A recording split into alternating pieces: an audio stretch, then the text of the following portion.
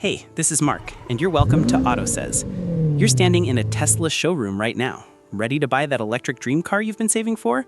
But here's the terrifying truth nobody's telling you. The entire electric vehicle revolution in America might be dying right before our eyes. I'm not talking about a slowdown. I'm talking about a full-blown collapse that could leave early adopters holding worthless metal boxes while the rest of the world speeds past us into the future. If you want to know whether your next car purchase could be the worst financial mistake of your life, you need to hear this story. And hey, if you're as obsessed with the future of cars as I am, smash that like button and subscribe, because what I'm about to reveal will blow your mind. We're living through one of the most dramatic plot twists in automotive history, and most people have no idea it's happening. Remember when everyone said electric vehicles were inevitable? Remember when every car company was racing to go electric, promising us a future of silent, emission-free driving? Well, something went horribly wrong, and the consequences are already showing up in ways that'll make your jaw drop. Let me take you back to understand how we got here, because this story has roots that go deeper than you think. For over a century, the American automotive industry has been built on one thing: the internal combustion engine. Henry Ford didn't just create cars, he created an entire economic ecosystem around gasoline-powered vehicles. Dealerships, gas stations, mechanics, parts suppliers, all of it built on the roar of engines burning fossil fuels. Then came 2020, and suddenly everything changed. The Biden administration rolled in with the most aggressive electric vehicle push America had ever seen. They promised that by 2030, half of all new cars sold would be electric. Half. That's a complete transformation of an industry in less than a decade. The government dangled a juicy $7,500 tax credit in front of buyers, essentially bribing Americans to ditch their gas guzzlers and embrace the electric future. Car companies took the bait hard. Ford announced billions in EV investments. GM declared they'd go all electric by 2035. Even the skeptics started hedging their bets. Tesla's stock price shot through the roof, making Elon Musk the richest person on Earth. Everything pointed to one conclusion: the age of electric vehicles had arrived and there was no turning back.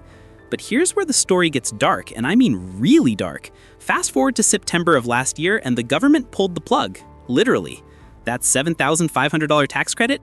Gone. Vanished. And with it, the entire foundation of America's EV market started crumbling like a house of cards in a hurricane. The numbers are absolutely brutal. After hitting a record high in September as desperate buyers rushed to grab that tax credit before it disappeared, EV sales in October collapsed by nearly 50%. Let that sink in. Half the market evaporated in a single month. Ford CEO Jim Farley predicted that EV market share could drop to just 5% in the near term. 5%. We're talking about going from a promised revolution to barely a blip on the radar. But wait, it gets worse, much worse. The entire automotive industry is now caught in what experts are calling a perfect storm, and every element of this storm is hitting at exactly the wrong time. First, you've got the policy whiplash. The new Trump administration didn't just remove the tax credit, they gutted the emission rules that were forcing automakers to sell electric vehicles. Those massive fines that used to punish companies for not selling enough EVs, gone. Suddenly, there's no carrot and no stick. The government basically told car companies, you know what, never mind. Go ahead and keep making those gas guzzlers. Can you imagine the chaos in boardrooms across Detroit? Then came the tariffs, and this is where things get really expensive. New tariffs on imported materials and parts sent costs skyrocketing. Remember, electric vehicles rely heavily on batteries made with materials that often come from overseas. When those tariffs hit, the already expensive EVs became even more unaffordable. We're talking about electric vehicles costing, on average, $10,000 more than comparable gas-powered cars. $10,000. For most American families, that's not pocket change. That's a deal breaker. And if you think that's bad, the supply chain disruptions are like salt in the wound. A fire at a major Ford aluminum supplier, temporary shortages of crucial computer chips, and a dozen other headaches are piling up faster than snow in a blizzard. Automakers are stuck between a rock and a hard place. They've invested billions into electric infrastructure, but the market is telling them nobody wants to buy the products. So what are they doing? They're retreating. Fast. GM just announced they're laying off 1,750 workers, citing slowing EV demand. Rivian, the supposed Tesla competitor, cut 4.5% of its workforce. Nissan stopped selling its Ariya electric SUV in America. Honda killed its Acura ZDX electric crossover. Jeep put its planned EVs on hold. Ram canceled its all-electric pickup truck. Ford is reportedly considering scrapping the F-150 Lightning, their flagship electric truck that was supposed to revolutionize the pickup market. Let me repeat that. Ford might kill the electric F-150. If you know anything about American car culture, you know the F-150 is the best-selling vehicle in America for decades running. If even the mighty F-150 can't survive as an electric vehicle, what does that say about the rest of the market? Here's the plot twist that will really mess with your head. While American automakers are running away from electric vehicles as fast as their corporate legs can carry them, they're doubling down on the very thing they were supposed to abandon. Toyota just announced a $1 billion investment to boost hybrid production in the US. GM unveiled plans to build several new gas-powered vehicles as part of a $4 billion manufacturing overhaul. Ford's CFO literally said they're going to lean into passion products like the Mustang and Raptor, pure, unapologetic, gas-guzzling performance cars. She called them vehicles that people love, and honestly, she's not wrong. But here's the terrifying question that should keep every American up at night. While we're hitting the brakes on electric vehicles, who's pressing the accelerator? The answer is China, and they're not just winning, they're lapping us. Chinese EV makers like BYD are absolutely dominating their home market, where more than half of all new car sales are now electric. They're producing high-tech, affordable electric vehicles that make American offerings look expensive and outdated. And they're not stopping at China's borders. They're expanding aggressively into Europe, Southeast Asia, and South America. They're building the infrastructure, the technology, and the market share that will define transportation for the next century. Meanwhile, America is essentially hitting pause, maybe even rewind. One analyst warned that US risks falling further behind, and that's putting it mildly. We're not just falling behind, we're potentially surrendering an entire industry to Chinese dominance.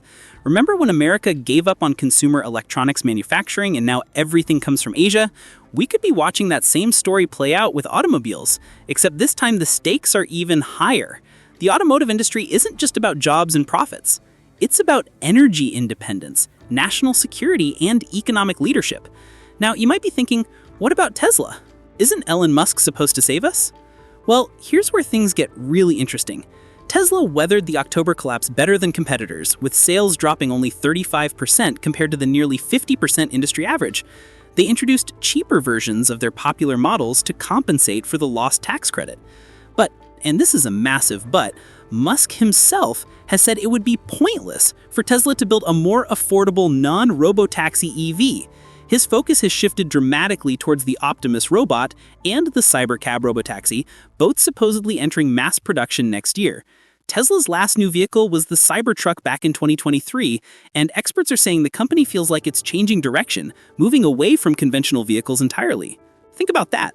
The company that proved electric vehicles could be cool, fast, and desirable might be pivoting away from selling cars to regular people altogether. Other automakers are trying to fill that affordable EV gap. GM's launching a new Chevy Bolt starting just under $30,000, Ford's teasing an electric truck for 2027 at the same price, but the damage might already be done. Consumer confidence is shaken. Dealers have unsold EVs gathering dust, the infrastructure for charging stations remains spotty outside major cities, and most importantly, the financial incentive that was supposed to make electric vehicles competitive just isn't there anymore. So here we are, standing at a crossroads that could define America's automotive future for generations. On one side, we have a retreat to familiar territory, gas-powered engines, hybrids, the rumble and roar that Americans have loved for over 100 years. It's comfortable, it's proven, and frankly, it's what car companies know how to make profitably.